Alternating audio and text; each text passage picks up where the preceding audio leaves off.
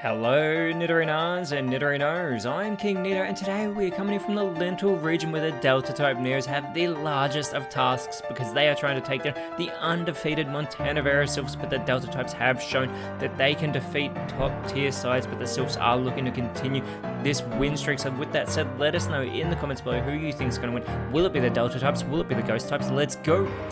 3, 2, 1, go! That is right, the Montana Sylphs are sitting strong in second place and they want to continue that undefeated streak as they start out with Hisuian, Typhlosion and Skeletorge. It is going to be Vaporeon and Flareon starting out for the Lentil Neos, and Typhlosion immediately with the Harden it is going to give itself a defense boost. It only has base 78, but still a boost in that defense is always good. A Thunder Punch follow-up from Skeletorge, but it goes for Flareon instead of Vaporeon. It would have been super effective on Vaporeon. As the fly now being set up by Flareon, it is going to fly up high into the sky. Maybe Vaporeon's going to ride that surf, but instead it goes for the Toxic. Nice editor early on here, very clever play, because Skeletorge is going to be badly poisoned here, which means it is going to get progressively worse with every turn as we see it taking that first effect there onto Skeletorge.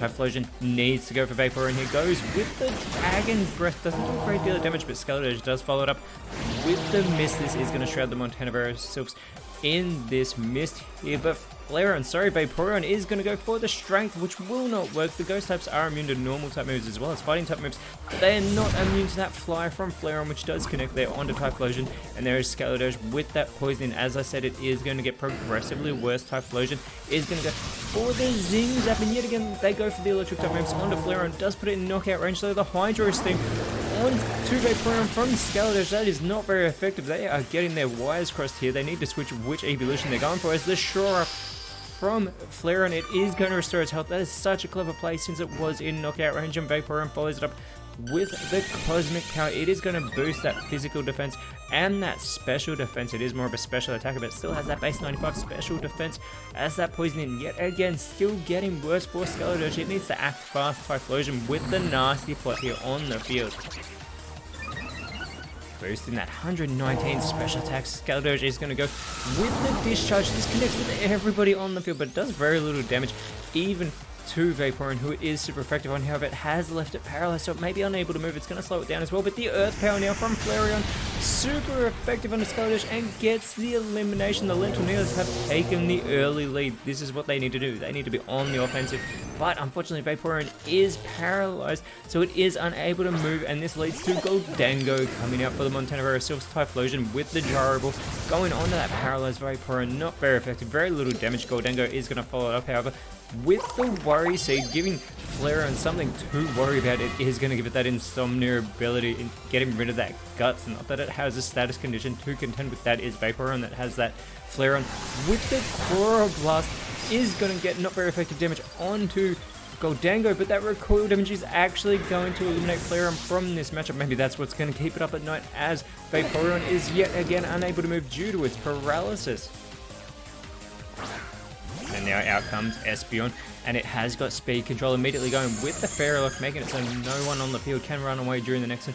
Not that any Pokemon is looking to run away from these matchups. Typhlosion with the Liquidation, yet again not very effective there onto Vaporeon. Goldango does follow it up though with the Aqua Step. They're going for these water type moves. Vaporeon really wishing it had its Water Absorb right now, but it is on its home side, so it does have its hidden ability, as it is yet again unable to move due to its paralysis. The Montana Sylphs no longer protected by that Sylph, and Goldango now the quickest on the field sets up the light screen, so it is going to make them stronger against special moves. A good play whilst Espeon is on the field, who goes for the Thunderclap, but unfortunately that is going to fail. It's going to open the door for Typhlosion to try and capitalize, going with the Noble Roar, but that Magic Bounce from Espeon is going to send it back to Typhlosion. That is going to lower its physical attack here, as well as that special attack that was boosted earlier on Vaporeon with the Sucker Punch. But unfortunately there are no suckers on this field, so that punch does not work, and this allows Goldango to go for the Wild Charge. Yet again, they're not going for that super effective move onto Vaporeon, instead going for Espeon. There is some recoil damage for Goldango, and Espeon is going to respond with the Freeze Dry. This won't be very effective on Typhlosion. They're taking very little damage, as Typhlosion is going to respond with the Mighty Cleave, putting Vaporeon into knockout range, who does respond with the stun spore. So now Typhlosion's also going to have that paralysis to contend with, slowing it down, but also it may be unable to move on the field now, as well as Goldengo is going to go for the acid, connecting with both evolutions for very little damage. Espeon is going to respond with the burning bulwark. It is going to protect itself on this turn. Typhlosion needs to not target Espeon here, and it goes with the Leaf Blade, and there is Espeon being protected thanks to that burning bulwark.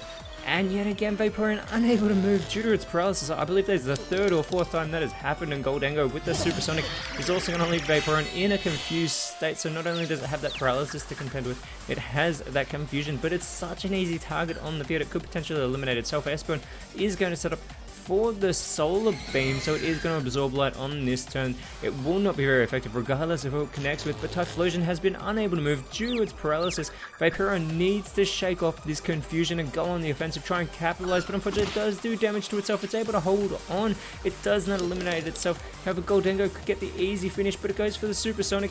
That's not going to work on Espeon with that Magic Bounce, but it's not going to send back to Goldengo because that Good as Gold ability, and it's going to Espeon is going to finish off the Solar Beam here.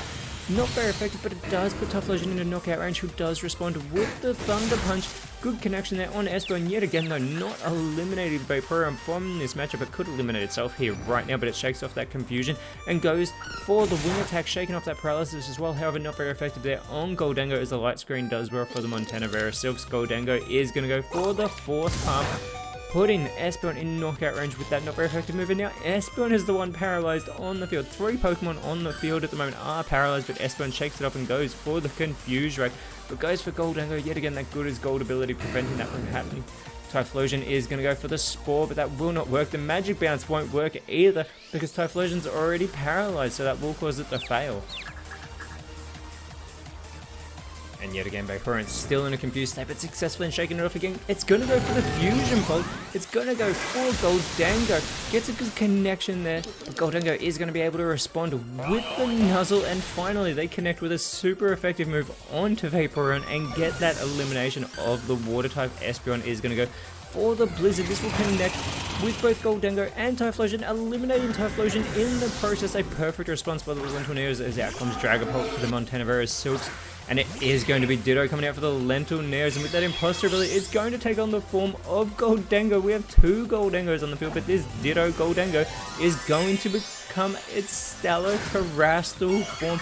I cannot wait to see what Ditto can potentially do in this matchup as a Steel Ghost type with that Stellar Terra typing here.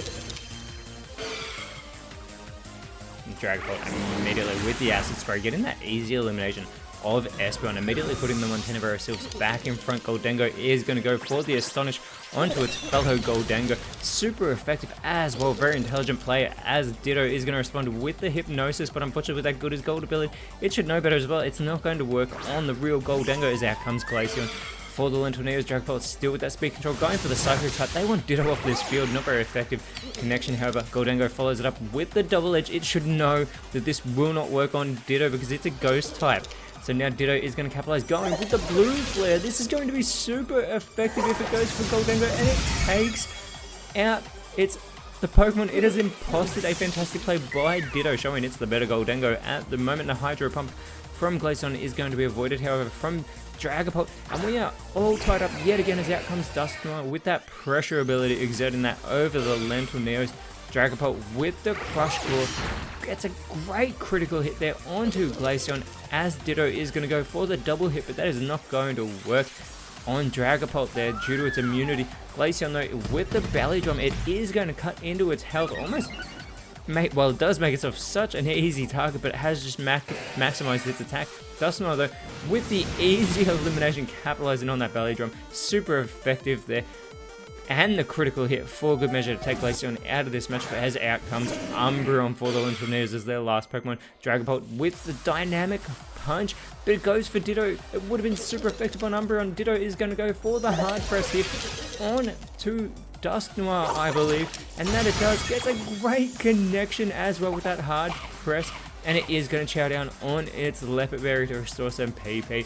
Umbreon looking to follow it up, goes with the Fairy Lock. We saw this earlier, trying to make it so no one can run away, but all the Pokemon in this matchup are looking to finish off this matchup and get the victory. Dusknoir with the Trop Kick though onto Espeon, lowering its attack in the process. And I just said Espeon when I meant Umbreon. So much is going on, I'm so confused with this Ditto on the field, but with that good as gold ability, it is not going to have its attack load. However, Espeon does have its attack load, and I meant Umbreon. I've done it again. Ditto is getting to me here, as with its Encore, it is going to fail, and Umbreon is going to go for the Electro Shot. It is going to boost its special attack on this turn by absorbing that electricity.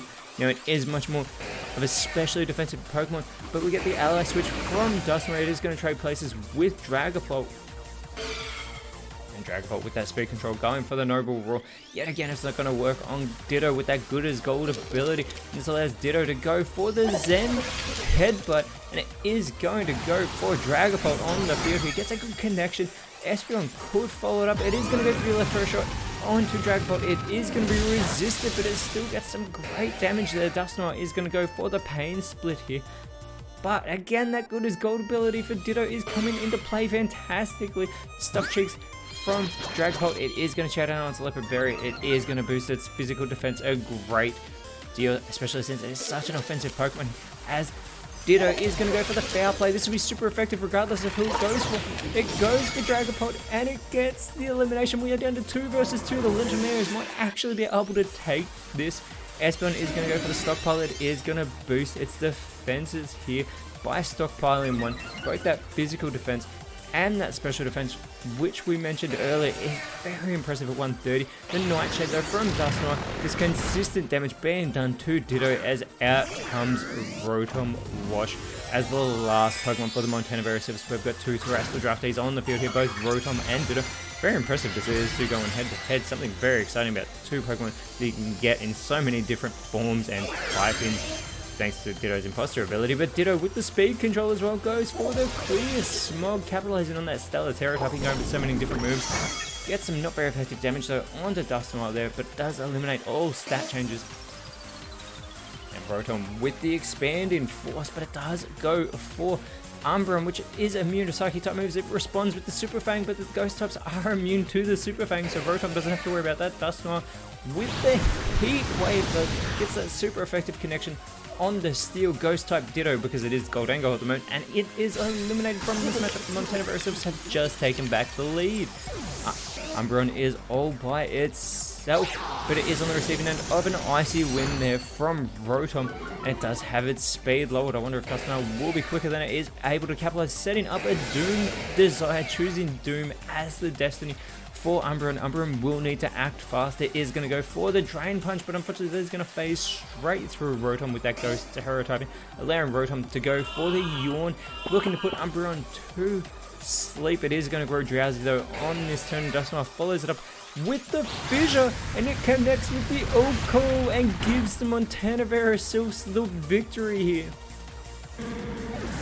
And this puts them at 5-0 to start the season, but the Lenton Neos really tried to bring it to the Montana Berry Sylphs, but unfortunately they just could not get it done in the end. As next round, the Sylphs will be going up against the Verbank Plasma, the side that eliminated them from Victory Road, whereas the Neos will be going up against the Lava Ridge Flare next round. But until then, Nidorina's Nidorinos. Thank you so much for watching. Let us know in the comments below who you thought was the best on field, and if you enjoyed what you saw, please leave a like, share, subscribe, but more importantly, always remember, you are awesome, and I'll see you when you see me.